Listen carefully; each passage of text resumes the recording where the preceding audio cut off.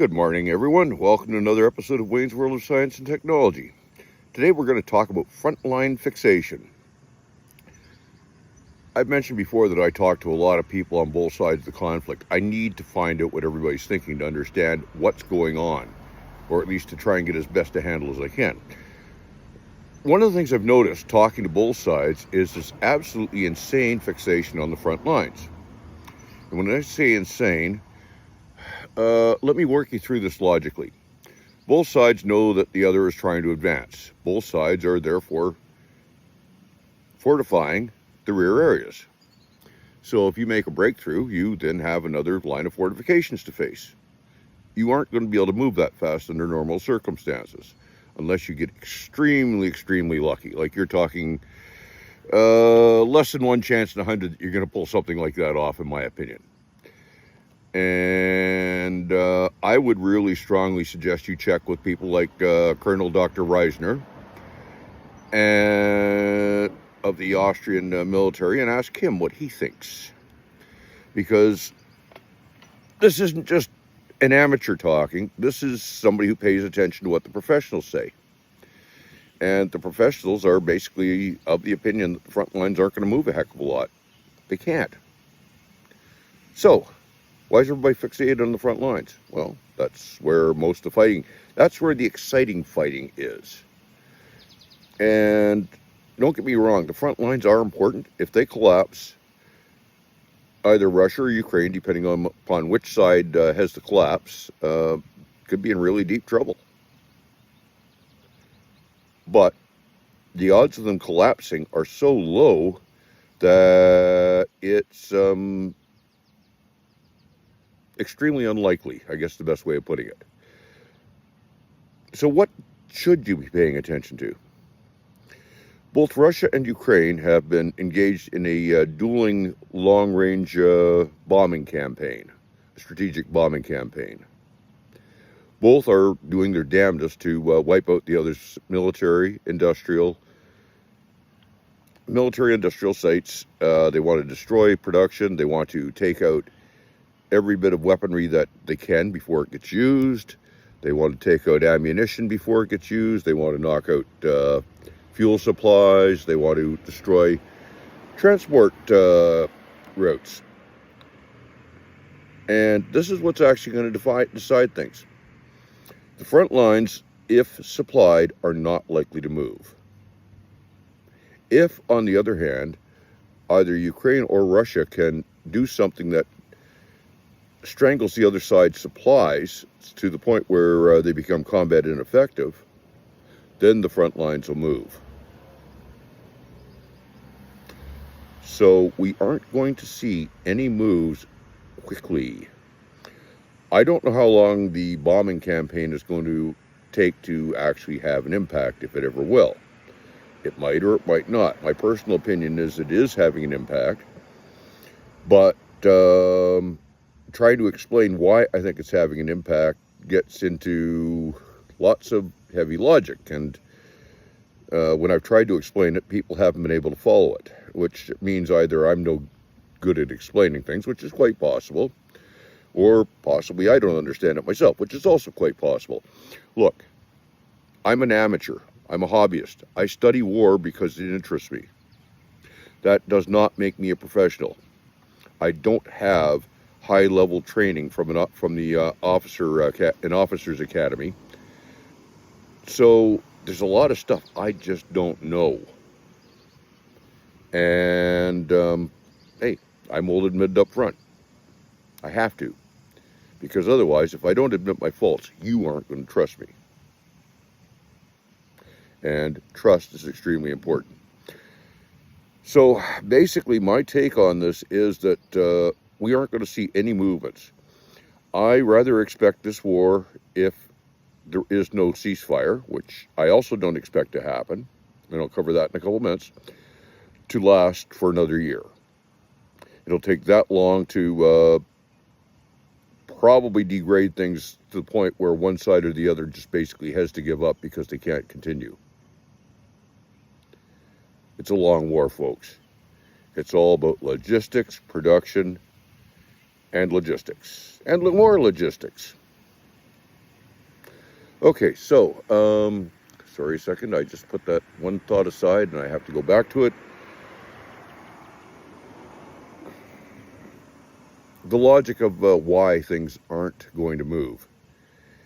Basically, you've got, the logic of why things will move when things break. You have an issue. You have soldiers on the front lines. These soldiers need food, medicine, ammunition, all the standard stuff. Currently, Ukraine is targeting fuel depots. In other words, destroying storage of fuels once they're made. They're attacking fuel refineries, and they appear to be mostly going after the cracking towers. And if you understand anything about petroleum, the cracking tower is the most important part of the plant. Destroy it, and the rest of the plant is useless. They're going after railroad junctions. Again, you mess up the railroad junction, it messes up transport. Now, railroads are actually fairly easy to fix unless there's a bridge involved. There's a bridge involved, all of a sudden things get a lot more complicated. Or for that matter, if let's face it, it all comes down to the location of the railroad as to what you want to do to it to take it out. Different places, you're going to have to do different things, or you're going to want to do things different ways. So we've got that part. We've got strikes on military production sites. A lot of people are saying, oh yeah, but Ukraine's only sending in 40, 50 kilogram warheads on those drones. And that's quite true. But, and here's the but again, which part of the plant do you hit? Some parts of a production plant are far more vulnerable than others. For example, let's just say you take out the server farm that controls all the operations of the plant. If you manage to hit the room that has the server farm, it doesn't matter that all the machinery's in place. You can't run the plant. Not until you get something fixed. You put together some sort of a system to take up the jobs. If you destroy switching stations on the railroad network, well, that's all high-value electronics. You take them out. Yeah, they aren't that hard to replace, but you take out enough of them, and it puts a stress on the system. And people are doing that. There's all sorts of attacks. There's been at least 3 or 4 different times that Russian aviation assets have been set on fire by what is apparently local people who are upset. Now, okay, they may have been hired by Ukrainian intelligence. I don't know. I just know that we're seeing planes 500 or 600 miles behind the front lines all of a sudden go up in flames because somebody lit a match near them. Or maybe somebody was smoking. Who knows? Could be that too. Could have been Ivan the smoker. We've got ships on the carrying oil, which have been hit. There was one that was hit in the port of, I can't remember the Russian port near St. Petersburg. The ship took a blast to the engine room. Didn't release any of the oil that was stored in the main part of the ship, but it put it pretty solidly out of service. You don't go anywhere without your engines. And yes, they can be fixed, but every single thing you have to fix is another drain on resources. And this is a resource war. The Ukrainians are also targeting specific commanders on the other side. Russia's doing the same thing again, but the Ukrainians, we seem to have a little bit more information about their targeting, in part because the Russian Federation news media is absolutely aghast that anybody could actually do this inside their territory, or that anyone would have the gall to. They don't seem to understand that when you attack someone, that someone punches back. Something that a lot of people don't seem to understand these days. So basically, it's going to come down to who can degrade the other's production, and that's something I can't actually give you a definitive answer on. Based on the data I'm seeing, right now Russia is getting hit far worse and being hurt far worse. Again, I think it's probably going to be about a year before either side reaches exhaustion. But I also am pretty sure it's going to be the Russians that hit exhaustion first. It's not going to be nice. And for references, I would strongly suggest that you do Google searches on the following topics if you want to get backup on what I'm saying, that there are severe problems. Check water crisis in Donetsk, water crisis in Crimea. And yeah, believe me, the water actually makes a huge difference. You don't do very well if you don't have anything to drink. And both places are suffering right now. Check into agricultural equipment sales.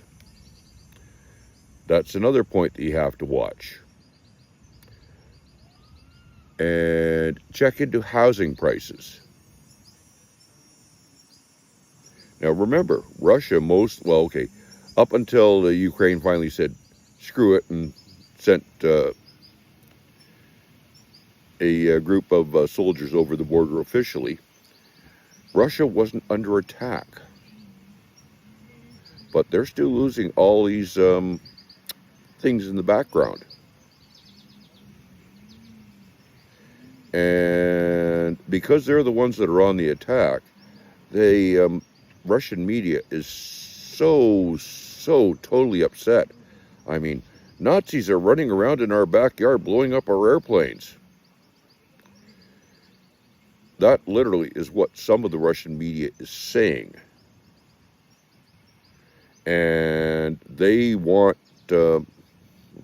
scalps, I guess the best way of putting it. They want a lot of scalps because this is not supposed to happen to the mighty Russian Federation.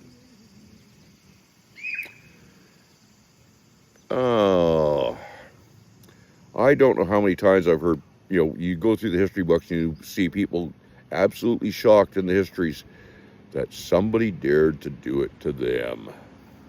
Anyway, that's it for this morning, folks. Like, share, subscribe, and all that guff if you got anything out of it. And have a nice day. Talk to you later. Bye-bye.